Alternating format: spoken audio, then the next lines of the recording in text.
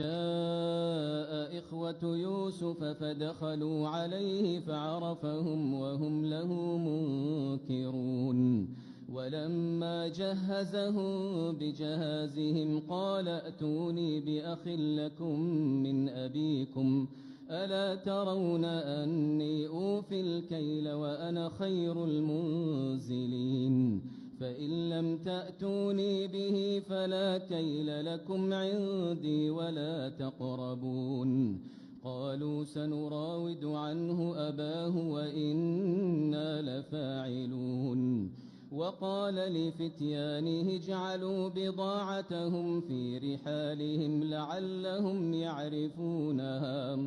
لعلهم يعرفونها إذا انقلبوا إلى أهلهم لعلهم يرجعون فلما رجعوا إلى أبيهم قالوا يا أبانا منع منا الكيل فأرسل معنا أخانا نكتل وإنا له لحافظون قال هل آمنكم عليه إلا كما أمنتكم على أخيه من قبل فالله خير حافظا وهو أرحم الراحمين ولما فتحوا متاعهم وجدوا بضاعتهم ردت إليهم قالوا يا أبانا ما نبغي هذه بضاعتنا ردت إلينا ونمير أهلنا ونحفظ أخانا ونزداد كيل بعير ذلك كيل يسير قال لن أرسله معكم حتى تؤتون موثقا من الله لتأتونني به إلا أن يحاط بكم فلما آتوه موثقهم قال الله على ما نقول وكيل وقال يا بني لا تدخلوا من باب واحد وادخلوا من أبواب متفرقة وما أغني عنكم من الله من شيء إن الحكم إلا لله عليه توكلت وعليه فليتوكل المتوكلون ولما دخلوا من حيث أمرهم أبوهم ما كان يغني عنهم من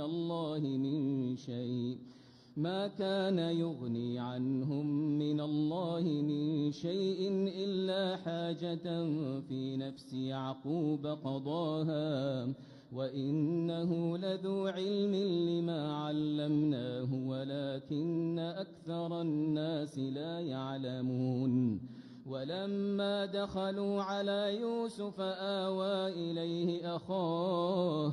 قال إني أنا أخوك فلا تبتئس بما كانوا يعملون فلما جهزهم بجهازهم جعل السقاية في رحل أخيه ثم أذن مؤذن أيتها العير إنكم لسارقون قالوا وأقبلوا عليهم ماذا تفقدون قالوا نفقد صواع الملك ولمن جاء به حمل بعير وأنا به زعيم قالوا تالله لقد علمتم ما جئنا لنفسد في الأرض وما كنا سارقين قالوا فما جزاؤه إن كنتم كاذبين قالوا جزاؤه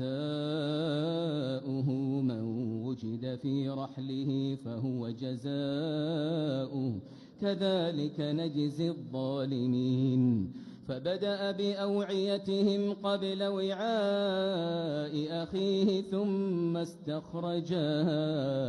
ثم استخرجها من وعاء